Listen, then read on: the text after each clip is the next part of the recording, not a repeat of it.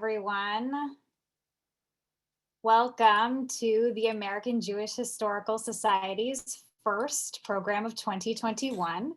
I'm Rebecca Miller, Manager of Programs and Operations at AJHS, and I'm thrilled to introduce author Dr. Lila Corwin Berman, who's with us this evening to discuss her new book, The American Jewish Philanthropic Complex. It's published by Princeton University Press and is the first comprehensive history of American Jewish philanthropy and its influence on democracy and capitalism. Dr. Berman is a professor of history at Temple University, and she holds the Murray Friedman Chair of American Jewish History and directs the Feinstein Center for American Jewish History. She's also currently the chair of the AJHS Academic Council. Dr. Berman received her BA from Amherst College and her PhD from Yale. And with us today to host our conversation is the wonderful Dahlia Lithwick.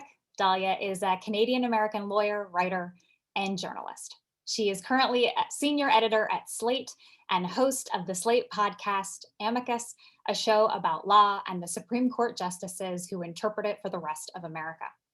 In 2018, the Sidney Hillman Foundation awarded Lithwick with the Hillman Prize for Opinion and Analysis Journalism, calling her the nation's best legal commentator for 2 decades. Welcome, Dr. Lila Corwin Berman, and welcome, Dahlia Lithwick. We're so happy to have you with us this evening.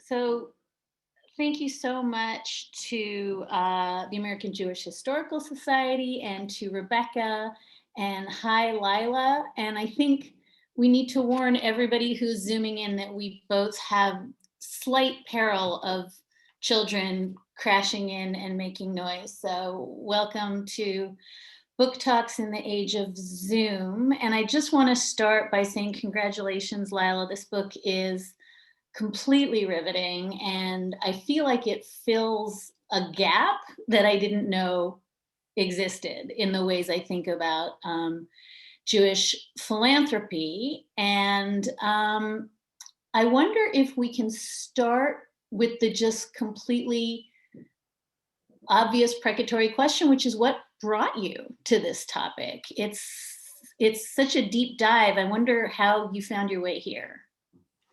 Absolutely. And, I am noticing in the chat that some people are saying they cannot see us. So I have no control over that, but maybe if Rebecca just, some people can see us. Okay, so we'll see. I feel seen in any event because Dahlia, I'm so happy to be here in conversation with you.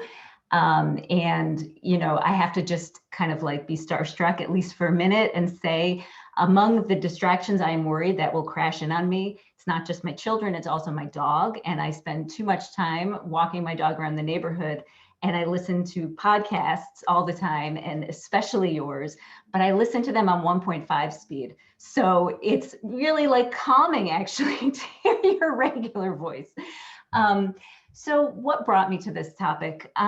There's 2 answers, right? So one is kind of an obnoxious academic answer. And I'll start with that to be a little obnoxious, which is I was finishing an earlier book, which was about Jewish politics after World War II and about Jews leaving cities, specifically Detroit, in that period, sort of part of white flight, but how their politics still kind of remained urban directed in various ways. And one way this happened was through money, right? So even if they weren't living in the city, they were giving money to certain kinds of urban-oriented political ventures. And I just wanted to say in a footnote, hey, this isn't so strange, right? American Jews enact their politics in a lot of ways through philanthropy, and this has a history, and that's that. And I couldn't actually find the book that I wanted that would have given me that, not a specific institutional history, but that kind of larger political and economic structural history. And so in an obnoxious way, from the footnote that wouldn't write itself, I thought this is really something interesting to me.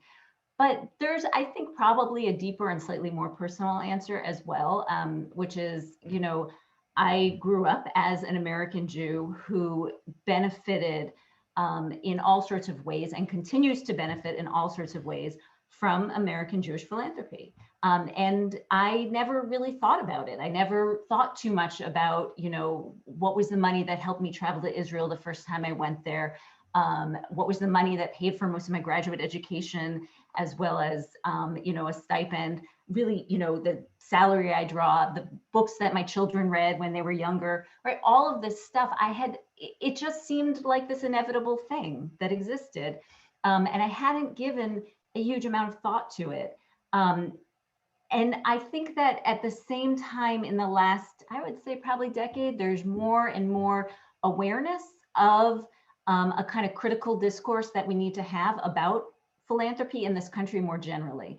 And so realizing I hadn't really thought about this stuff, that it just seemed natural, what always was, listening to a kind of rising critique of the power of philanthropy, and thinking about how important this was to the history of American Jews, and yet it wasn't sort of written in that broad structural way that interested me. All of that made me feel like this was a topic I really, really wanted to understand. Also, when I was a kid, I really liked listening to the Yom Kippur appeals and figuring out who was giving what. So I thought, well, this is like, I'll just get to listen to who's giving what throughout history. I should have said this up top, but I'll say it now. We're going to talk until about 7:50 Eastern time, and then we're going to take questions. And it would be immensely useful for Lila and me if you pop your questions in the Q&A bar down below as opposed to the chat, just because it's going to be hard to monitor both those things. So any questions you have, we'll get to as many as we can, but definitely if you can remember to put them in the Q&A, that would be fantastic. Maybe we'll start with the definition of terms, Lila, if that's okay, because I think you open the book essentially saying, like, this is a really hard classification to make. What is American Jewish philanthropy? And it's not even that it's difficult to define, it's also really hard to measure unless you can parse it. So I wonder if you can give us, just to set the table, a kind of working definition of how you're thinking about what goes into the bucket of American Jewish philanthropy and what doesn't.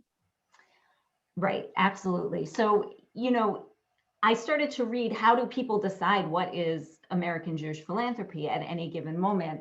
And it's actually not necessarily all that straightforward, right? You could look at particular institutions, right? And I think historically, we know that there were some really major institutions that if Jews were giving money, that they were going to, in America, they were going to give money to those organizations.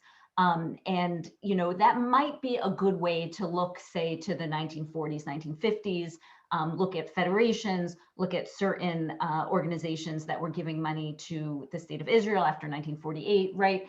So there was a time, I think, when in a sense it might have been almost easier to see what was American Jewish philanthropy. But one of the stories of American Jewish philanthropy is that as American Jews sort of gain more socioeconomic stability in the United States and become wealthier, they're able to use their philanthropy in a number of ways to enter different realms of American life. So to give to an art museum, and by perhaps to be asked to serve on the board of that art museum, or to give to universities or to hospitals. So a question becomes, well, is that American Jewish philanthropy because an American Jew is giving it? And generally people have said, well, no, that's not really, it should have to go to, something specifically Jewish. Interestingly, anytime anyone gives anything to the state of Israel, doesn't matter if it's, to help neuter animals there, that's Jewish philanthropy, right? So already there's a sort of thorny issue of what it is that even constitutes this kind of realm of what American Jewish philanthropy is. And as I kind of say in the book, I'm not going to define one thing as being American Jewish philanthropy more than the other, but I am interested in kind of the social, political, and economic worlds that these forms of giving as a Jewish person in the United States start to create, right? And, there were plenty of, for example, by the 1980s and 90s, when private family foundations start to be formed, private Jewish family foundations, many of those foundations give, maybe 20% of their money to Jewish organizations and 80% to universities and hospitals, which tend to have higher capacity to absorb gifts. But those foundations are sort of recognized as setting the terms of American Jewish philanthropy. So if you were trying to kind of value the system, if that were your aim, it would be really hard. And people have about a $20 to $30 billion gap in how they value it. But I think if you're trying to study it historically, all of these definitional complexities make it kind of more interesting.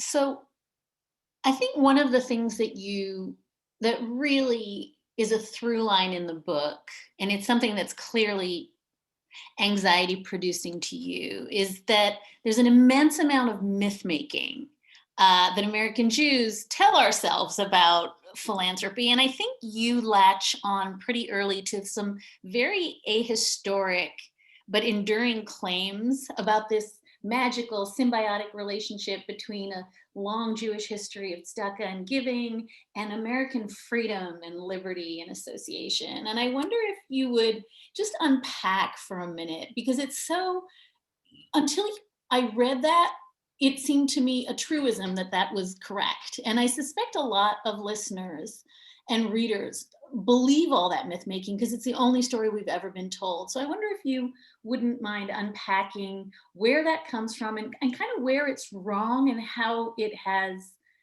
occluded the real conversation.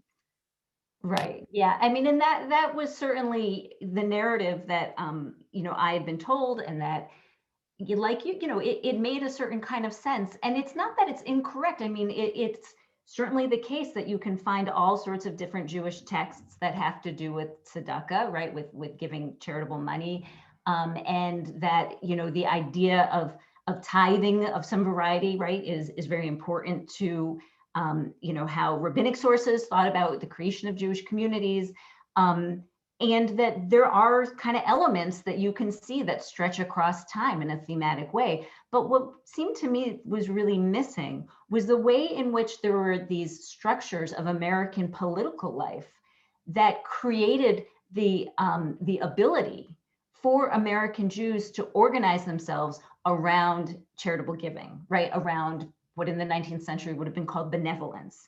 And so, it wasn't simply that Jews came to the United States and they had this timeless sense of charitable giving, of tzedakah, and they just kind of dragged that with them and plunked it down in the United States, and that was that. In fact, well before there were large Jewish communities in the United States, there was the kind of working out of the idea of associational life in the United States, which was basically the idea that there is something in between the individual and the government, right? We have this kind of institution of citizenship that creates the relationship between the individual and the government. And the idea is that our government should only see us as individuals. However, pretty quickly, it became clear to the founders that people formed different kinds of collectives and interest groups, and that there had to be some way to manage that. Otherwise, that could be really deeply threatening to the power of the government. And that there was perhaps a certain energy or creativity to those kinds of collective groups, and a certain reason to have them become sort of stitched into the fabric of American political life. And so the idea of these kinds of semi-private, semi-public associations, which most commonly in the 19th century were churches, right? That they couldn't just be kind of out on their own doing what they wanted. They needed to somehow be tethered to state institutions, right? Otherwise, they could be quite dangerous. But they also had to be given, a certain element of freedom, right? And that there would be a kind of particular political category to think about collective life in the United States. And it's that kind of political structure which then has with it ideas about property, right? So if you're an individual, you can own property as an individual, right? If you're a collective, how does property work? How do you enter into contracts? Things that you would know, much more than I would as somebody who is a lawyer and who teaches law.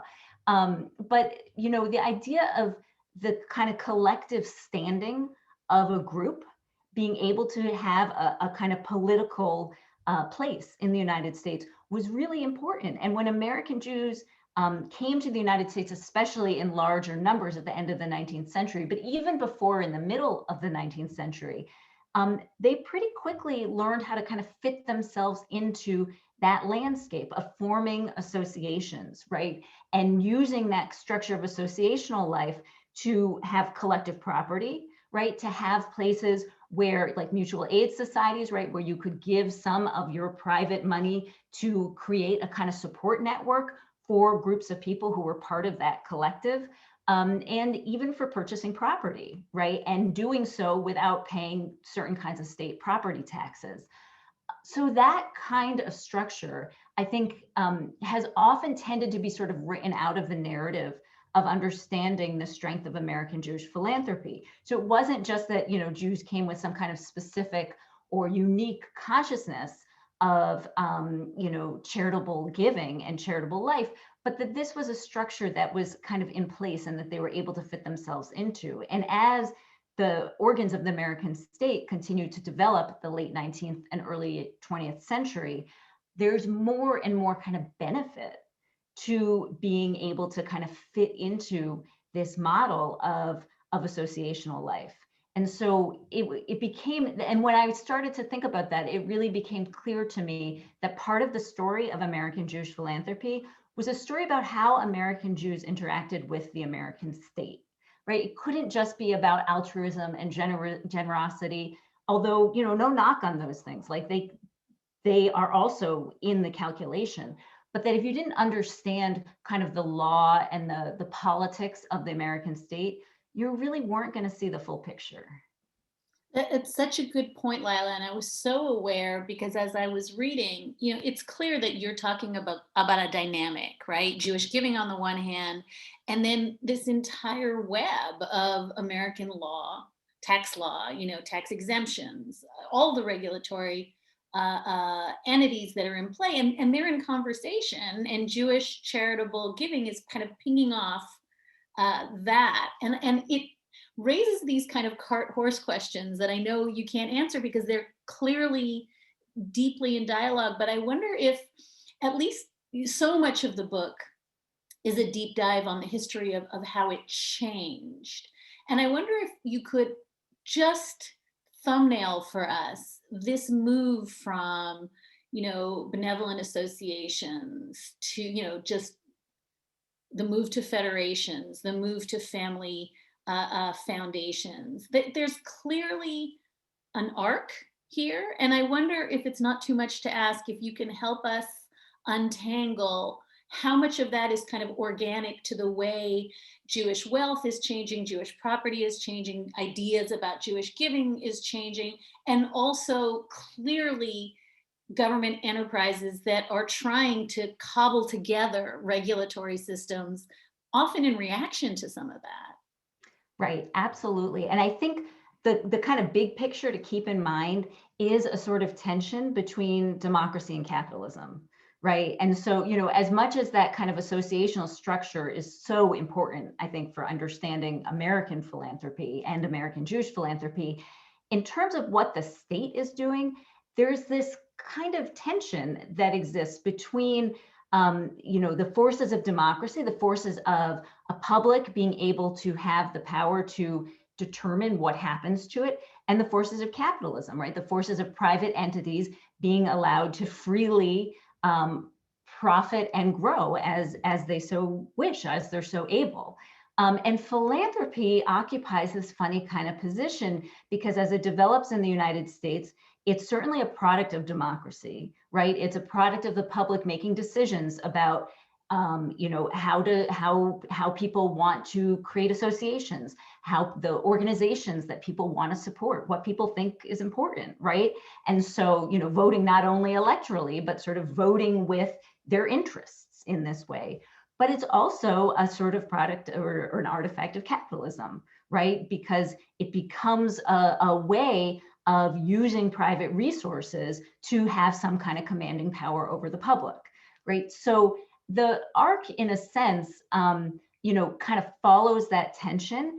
And certainly, you know, when it comes to thinking about American Jewish communal life, you know, by the late 19th century, there was a really robust landscape of different benevolent societies that existed in, especially large American cities, but even smaller ones. And one of the notable things was, as diverse as they were, and they would have different goals, some were very religious and some were interested in, helping orphans, and others were interested in cemeteries, whatever they were, as different as they were, they had certain structural similarities.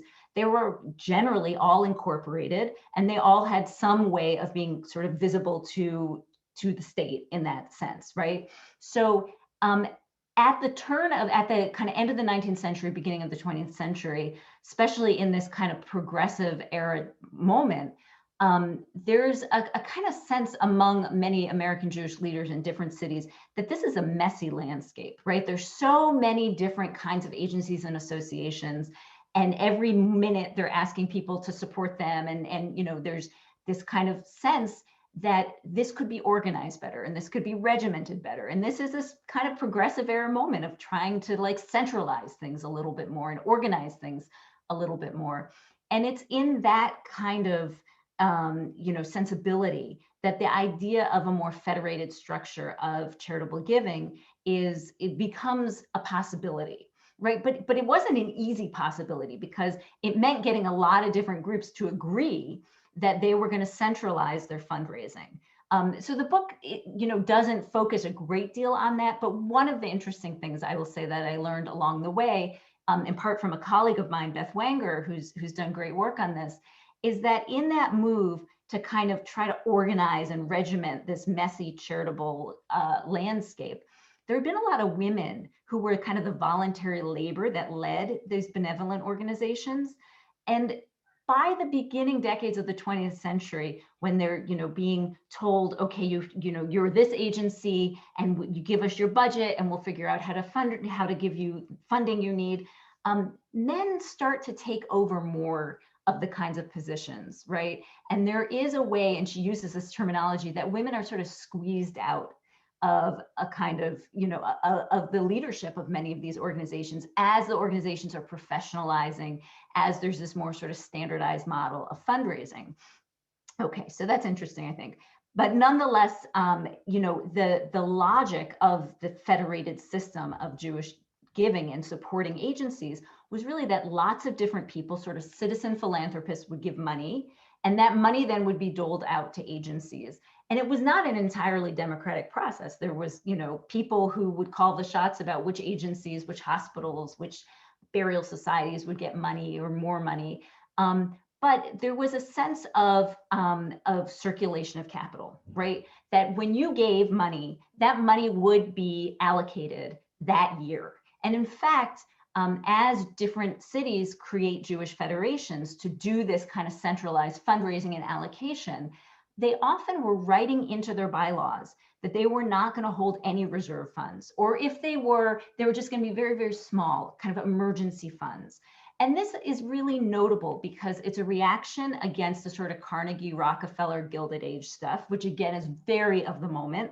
Congress is also reacting and trying to figure out, what to do with this incredible wealth that is, being held and wanting the designation of being held for the public. And you see the leaders of Jewish federations saying, we're not charity trusts like that. Like, there are immediate needs, and this money that comes in is money that is going to go out. There's going to be circulation. So between like the 20s and 40s, this is really the rule. And it's only slowly that different Jewish organizations and these federations start to have the possibility even to like hold back capital, and to think about growing reserve funds. And that involves a massive culture change, right? And in fact, well into the 60s and into the 70s, when you had some folks who started to say, we have the ability to have a lot more wealth than we necessarily need to circulate, and we should be holding that wealth, and we should be focusing on the growth of capital, maybe more so than the distribution of capital. You have other people who are saying, no, that's not how this works, right? We take the money in and we push the money out, and we're not an investment bank, right? But that was a major sort of shift that happens in the 60s, 70s, really into the 80s. the growth of the idea of endowment as being a really key part of philanthropy. And it really had not been in the earlier part of the 20th century. And it's in that same environment that private family foundations start to be established as well. And of course, this has to do with the socioeconomic growth that happens among certain groups of American Jews, right, who are able to take advantage of the growth of American capitalism and who are able to have a great deal of wealth. But the logic of holding that money in some kind of account that is deemed as in the interest of the public good, but has the ability to be held in perpetuity, to be invested in capital markets and to grow, that is a really big shift from what the kind of culture and the mentality of American Jewish philanthropy had been. So Lila, another big inflection point is, there are moments, right? You've got post-World War II giving and the anxieties around, we need to ensure that we're hedging against the next tragedy. And then, the 1950s, and then anxieties around Israel, and even questions of dual loyalty around American Jewish giving to Israel. But we don't truly enter into politics with a capital P with American giving, it seems to me, until a little bit after that. And I told you this in the green room, but the character I fell in love with in this book is Max Fisher, who just is some kind of Macher character. He is larger than life. I'm going to kind of urge people to buy the book, if only to kind of discover he's such a type. But when American Jewish philanthropy starts to get braided into the political landscape in a deep way, we have another big inflection point. And maybe tell us a little bit about Max Fisher and his relationship both with the Jewish community and with Richard Nixon, but also how this changes the face of either the problem or the solution, depending on how you think about this. Yeah, so I had met Max Fisher, not really, but as a historian meets her subjects, right? I had met Max Fisher when I was writing this book about Detroit, that, the footnote that led me to writing about American Jewish philanthropy, because Max Fisher was a really important character in Detroit. He was born in Ohio, but came to Detroit and started an oil business, and then got involved in real estate. And, by the end of World War II, he was a very wealthy individual, and continued to grow his wealth in the 1950s. And in Detroit, he played an interesting role in, both thinking that it was really important that American Jews in that city kind of remain connected to Detroit, but also, being kind of on the forefront of developing land outside of the city and, continuing to sort of grow his wealth that way. And through his wealth really in Detroit and among the Jewish community in Detroit, he first got really involved in Federation leadership and United Jewish Appeal leadership, right? So leadership to raise money both for domestic Jewish interests in the United States, but also for international and especially Israel-related interests. And he was known by the 50s as just like one of those consummate fundraisers. And so, there were some people I managed to talk to who even had known him, but I could also just read it in the archives, like, whatever you said you were going to give, when you walked out, you'd given 3 times as much. And he would say things like, that's a nice gift you've given, Dahlia. And I know you've had a great year this year. And I would love to introduce you to my friend who's working on some projects you might, so, and then you'd suddenly be giving a lot more, right? He was very skilled at that. And he became involved in Michigan Republican Party politics and fundraising, and he raised money for Romney. I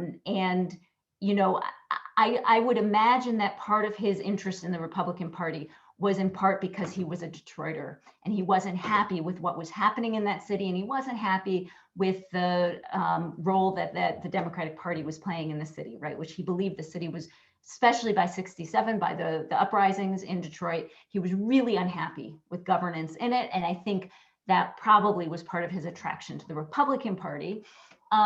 So he became really involved in Michigan Republican Party politics, and again, was a great fundraiser, and he was able to bring along some of the Jews who he fundraised from in order to, show that he was able to get these folks to give also to Republican Party politics, which wasn't the normal posture for most Jews in Michigan or throughout the United States by that point, by the 60s. And eventually he meets Nixon, and he says to Nixon, basically, I can be very useful for you. You know, there are a number of Jews who have not traditionally given to the Republican Party and certainly have not voted Republican. But I think if the case were made to them that you're the kind of Republican who will listen to them and who will care about their interests, especially related to Israel, then I think I can get them to give, right? And, you know, so Nixon's people are excited about this, and they see he's been successful with Romney. And, you know, Fisher does a good job. Now, he doesn't get, you know, the majority of American Jews to vote for Nixon, right? But he gets actually a fair number of wealthy Jews who he knew through his leadership of the national federation system. So he moved from just doing the Detroit Federation to the national system. And a number of them start to give to Nixon, and then he creates a Jewish group of givers for Nixon. So 69, when Nixon is in office, Fisher says, and I actually have the correspondence, he says, I want to roll in your administration. And so they create this position, the Jewish liaison, to, you know, the White House. And so Fisher then has this kind of position where he is both working for Nixon, right? So that's political, right? I mean, you're working for Nixon, and he's, you know, fundraised a lot for the Republican Party. And he's also the voice of not Republican Jews, right? He doesn't say, I'll be the voice of Republican Jews. He's the voice of the Jews, right? So it's this really interesting role where on one hand, it's just clearly political in the partisan, you know, really like loyal to a party sense. And on the other hand, he's saying to the Jewish community, I represent all of your interests. And to me, this was just fascinating, because another one of those things I had always heard about philanthropy, Jewish and otherwise, it's not political, right? Like, and it can't be political, in fact, according to, according to tax law. So you have this way in which, you know, philanthropy offers a place where I think there's a great deal of political work that happens, but it's done in such a way, it's done in such a way as to pull back from a kind of total announcement. I'm gonna have to cough. You ask another question. You cough, and I'll just note that this is the same Richard Nixon who, of course, thought Rehnquist was a Jewish name and almost didn't appoint Rehnquist, and who, when asked who he was going to fill the Jewish seat on the Supreme Court with once it was vacant, Rehnquist said, how about after I'm not president anymore? So just the idea that he had this deep, and I'm not nagging on Nixon, but the idea that he, in fact, has this deep, complicated relationship with the Jewish fundraiser is doubly fascinating if you think about what Nixon represents in all this. Go ahead. Okay, so hopefully that one, I think it's dry in here because it's cold. So Fisher, you know, ends up being, in Nixon's eyes, a real loyal supporter, right? And so when Nixon runs again, Fisher says, I'm going to deliver you even more votes. And he, in fact, is able to kind of flip a number of Jews who had never voted for Democrats. And the correspondence is amazing, right? Where Fisher says, I know you're not going to feel good. You know, you think you have to vote for a Democrat and you're not going to want to vote for a Republican. I think I said it wrong. The Jews who had never, ever voted for a Republican. But I tell you, you know, Nixon has our interests in mind, and he starts to actually set up meetings where he brings some of the wealthiest American Jews that he knows, mainly through his role in Jewish philanthropy. So, you know, in this putatively not political space, into the room with Nixon, right? You know, ask him what you want. You're interested in Soviet Jewry, we'll figure that out. You're interested in stuff having to do with Israel, we'll figure that out. You know, and he kind of orchestrates this way in which he's able to bring along with him some very prominent and wealthy Jews into supporting Nixon, into supporting the Republican Party, and yet still using this kind of language that he is primarily interested in, these unified Jewish interests. So I became really interested in this kind of posture of not being political, more than a posture, like a disavowal of being political, and yet a great deal of political activism. And it doesn't always play out on party lines. I mean, Fisher is so interesting because then he helps create the Republican Jewish Coalition, right? And he becomes very, very involved in that as well. And in fact, in the early 1980s, when he's helping to kind of put that together and get recognition for it from the Republican Party, from the Republican National Committee, there's some younger generation Republican Jews who say to him, we're going to have to be much more upfront with our politics. Like, we want people to feel proud about Republican Jews and not feel like they need to, kind of clothe it in, well, this is only because the Republicans are good for Israel, right? Or this is only a way of kind of unifying Jews. Like we also care about the economic issues and other issues. And Fisher doesn't like that. He really wants this sort of sense of his biography, really autobiography, he titles Quiet Diplomacy. He really wants this sense that these things can happen without seeming like too tangentious, right? Too overtly political. There's this way then in which I think he, to me, kind of helped instruct how philanthropy could be a deeply political space, but also that sort of simultaneous disavowal of being political, which I think we continue to see certainly in American Jewish philanthropy, right? This kind of tightrope walk. I want to button one other thing down before we turn to the critique that I think comes at the end of the book, but that is, there's another really interesting turn in the 1960s and 70s to Jewish philanthropy that becomes really perseverative about identity issues, about Jewish identity in a way that we've not seen before. And it's a very far cry, right, from the hospitals and the benevolent work.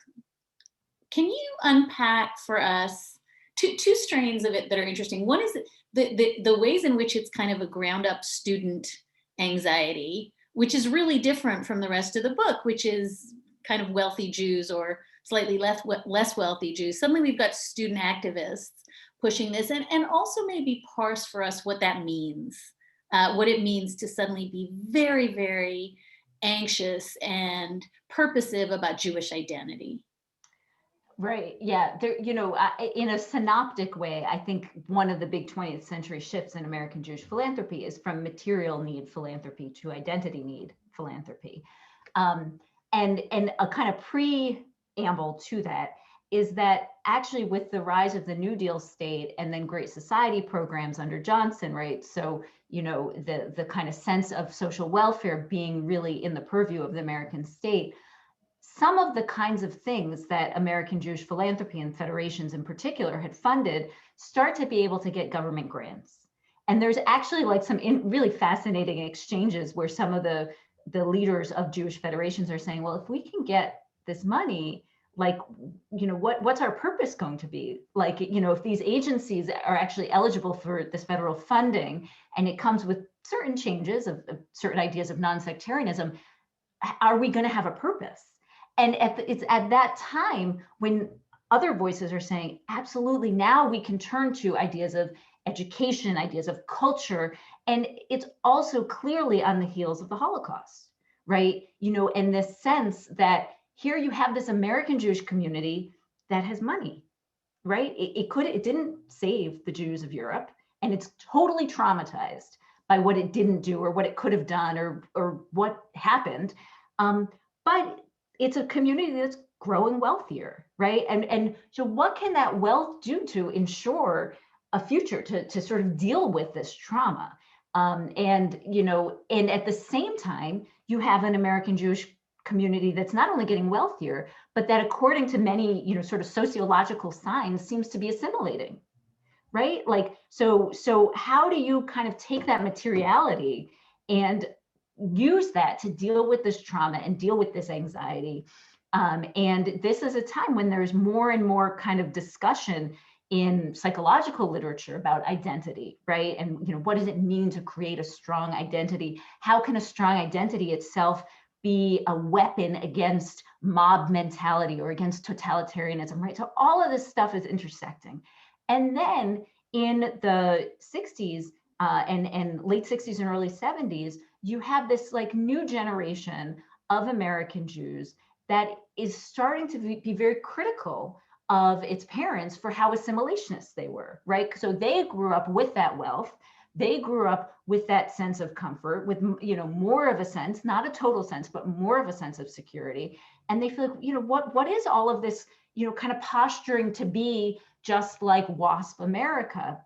And there's a storming of this federation meeting, right, where you have all these different federation leaders coming together in Boston, and these young students who kind of pile on buses, and they come and they're picketing, and one of them is invited inside to speak, and he dresses down his elders, and he says, you think you've been raising all this money to kind of, to sustain the American Jewish community, but what are you really doing for the essence of that community, for education, for culture? You're so assimilationist. You're doing this, to kind of just to fit in, to be American, and you need to start to really fund identity.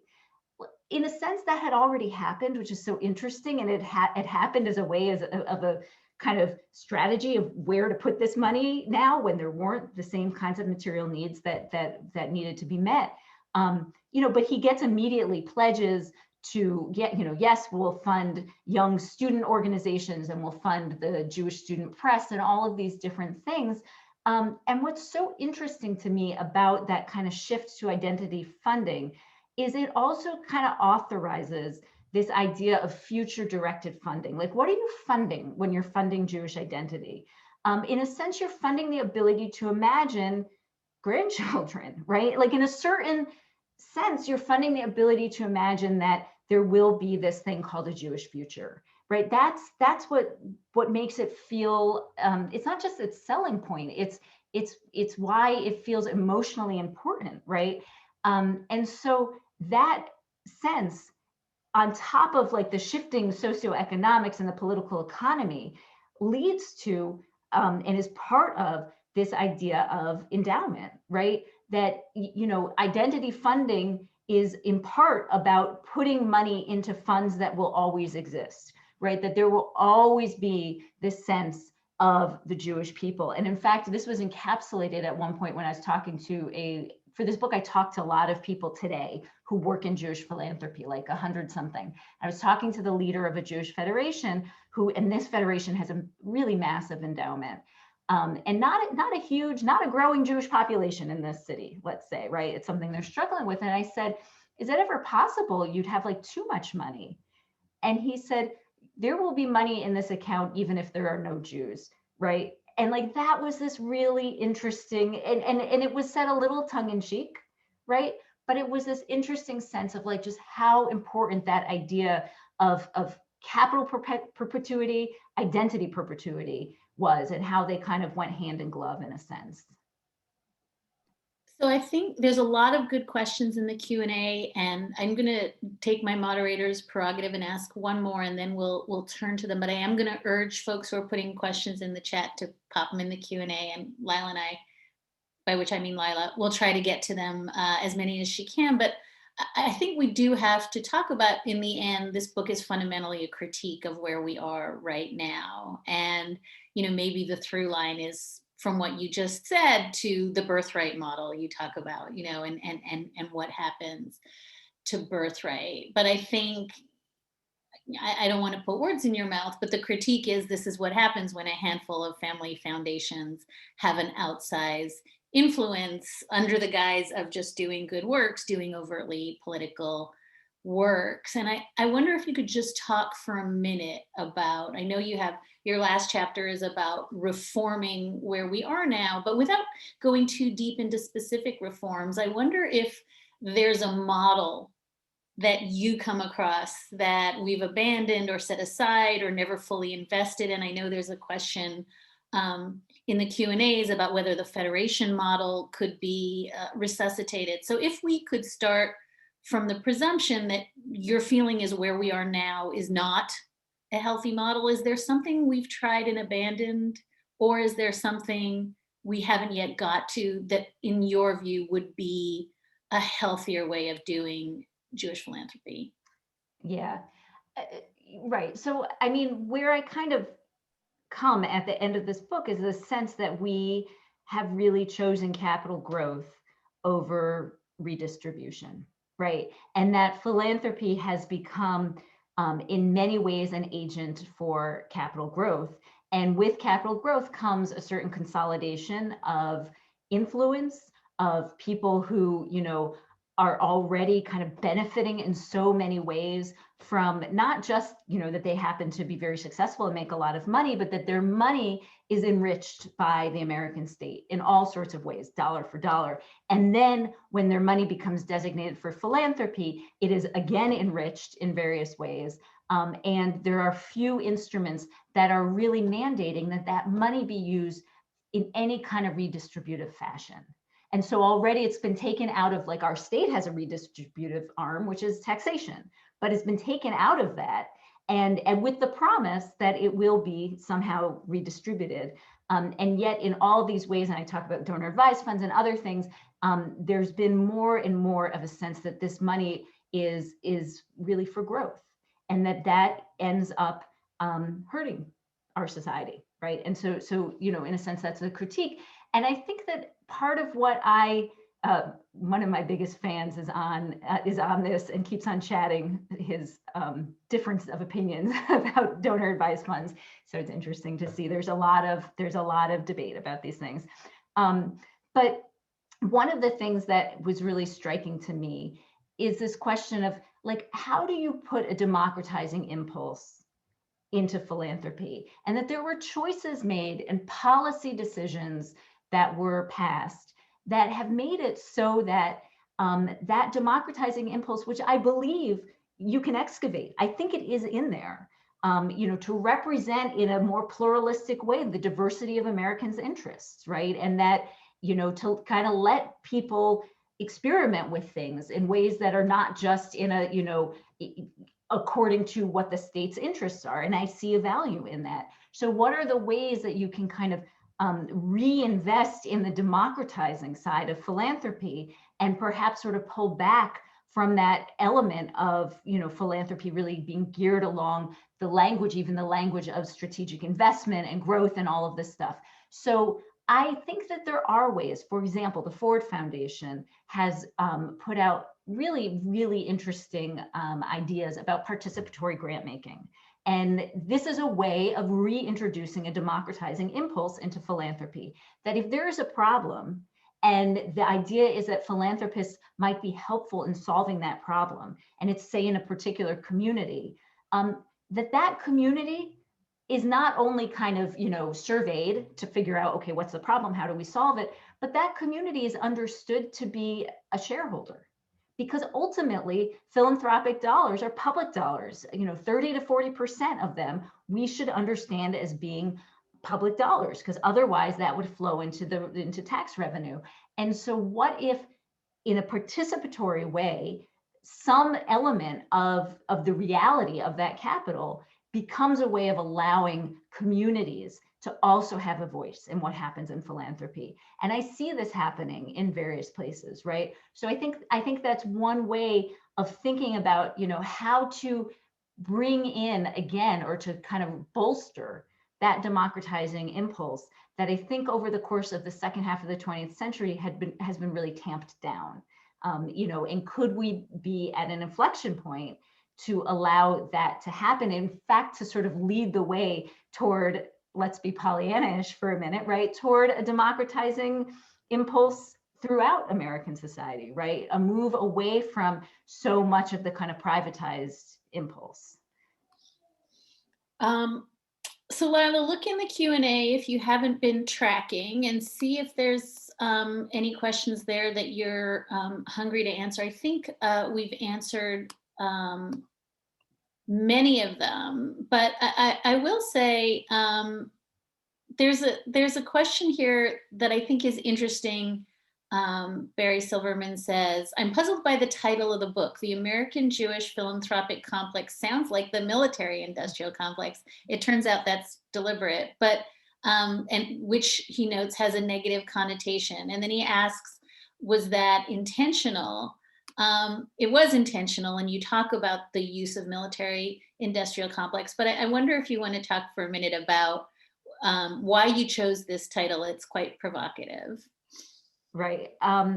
So I was thinking about Eisenhower's famous 1961 speech, right, where he sort of warns that when you have a government that becomes really beholden to military leaders and industrial leaders who believe that war makes money, that you could start to have almost like a feedback loop, right, where policy decisions are made not necessarily because they're in the best interest of, you know, whatever American security might be, but because they're in the interest of this military industrial complex.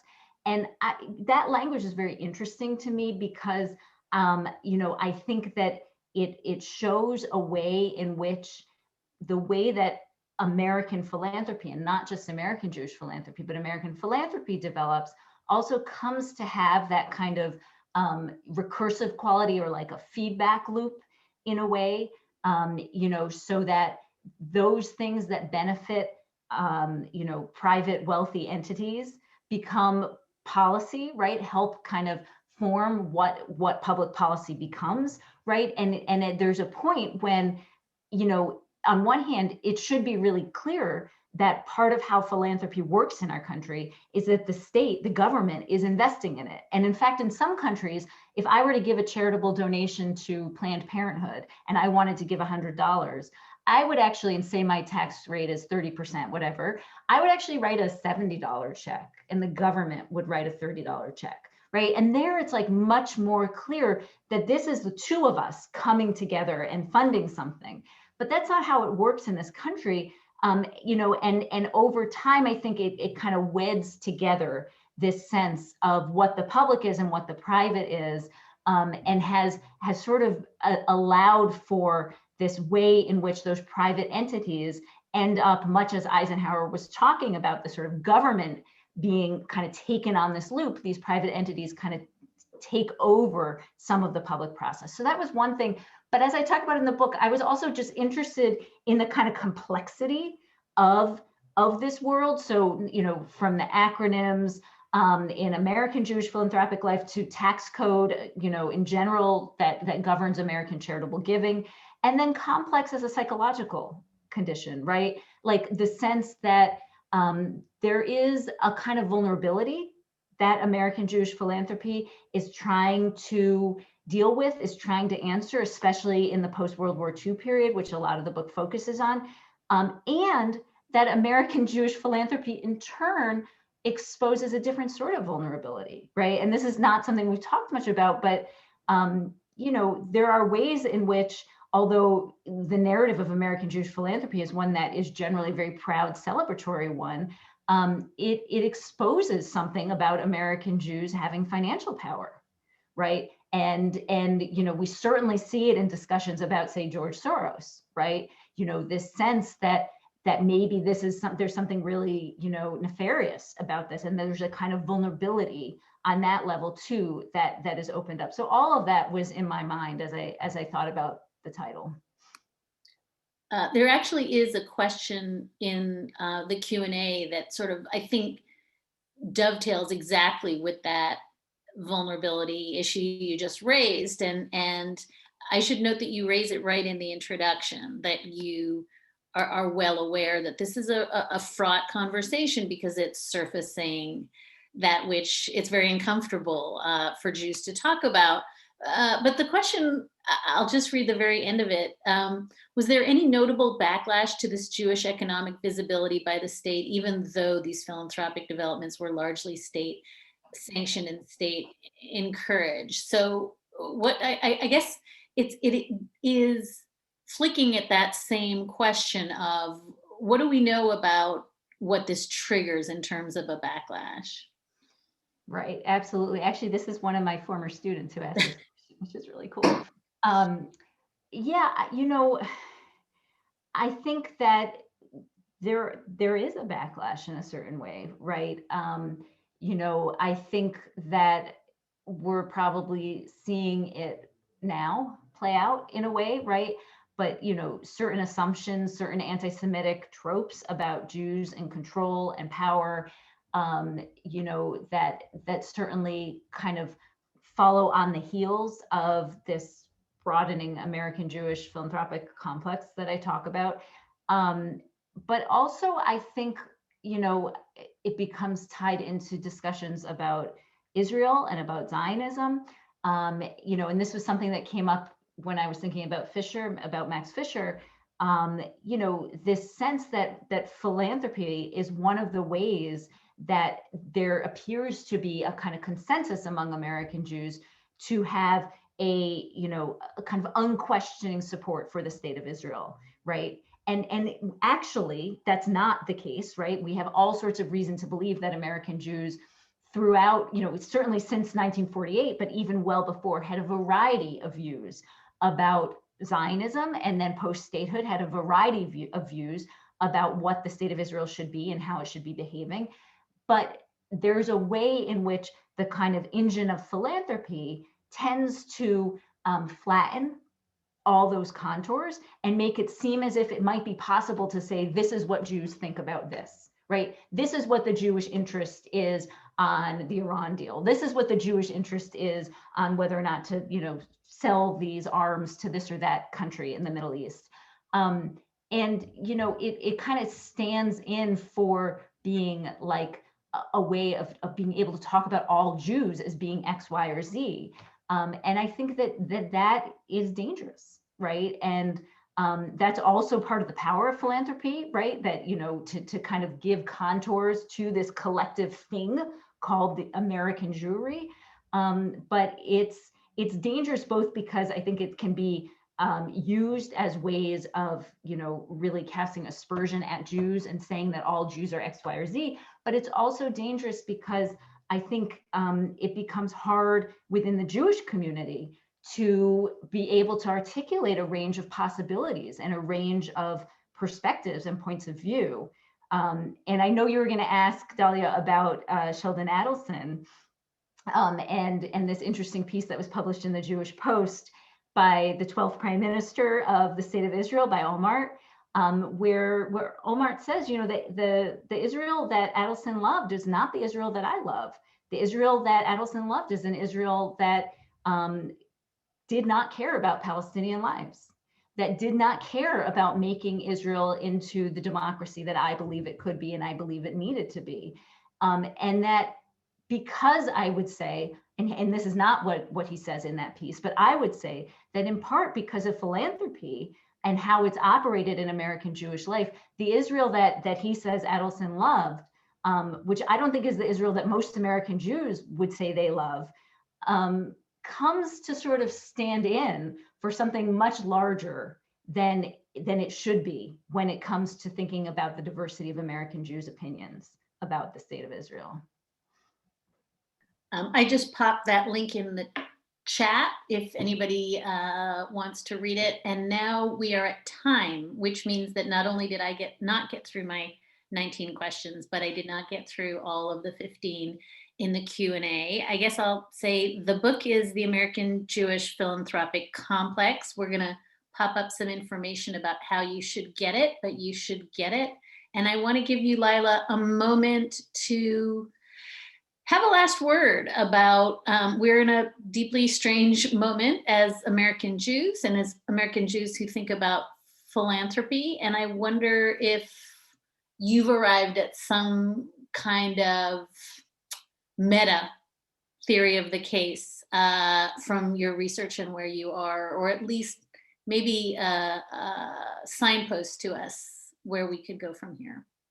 Yeah, well, when I was working on this book, I would have people say from time to time, sort of dismissively, which is fine. It's boring to hear what academics are working on most of the time. Okay, they'd say, what is there to say about it? Like, there's wealth and there's power and they always go hand in hand. And that's always how it's been. And that's always how it's going to be. And, maybe there's some interesting things around the edges, but that's that. And I really believe, and maybe this is naive or too optimistic. But in this history that I have researched, there were so many points of decision, right? There were so many different people who were asking questions about whether this is how our economic system should work, this is how our tax system should work, whether this is really serving the interests of the public good. And there were lots of different answers and lots of different choices. And I think it sometimes feels like we've become so hemmed into this system of kind of late 20th and early 21st century power and capitalism and inequality. And I feel that as much as anyone, I think that this has been a really destructive way that having this kind of wide inequality gap and this arrangement of power seems painful. And yet there is hope because there are choices that people make. And we are agents in lots of ways.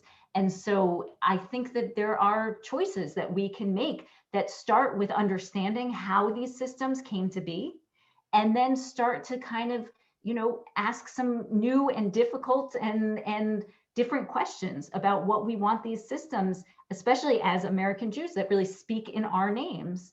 What do we want them to be? And if they're not what we want them to be, then we have every right to say we are the public. We are part of that public good on whose behalf you are operating. And I don't think this is how it should be done. And here are some other ideas. The link to purchase the book is in the chat. I want to thank AJHS. I want to thank Lila, and I want to thank all of you for being with us. We went 3 minutes over. Take good care of your health and of your families and loved ones. And we hope to see you face to face someday soon. Thank you. Thank you.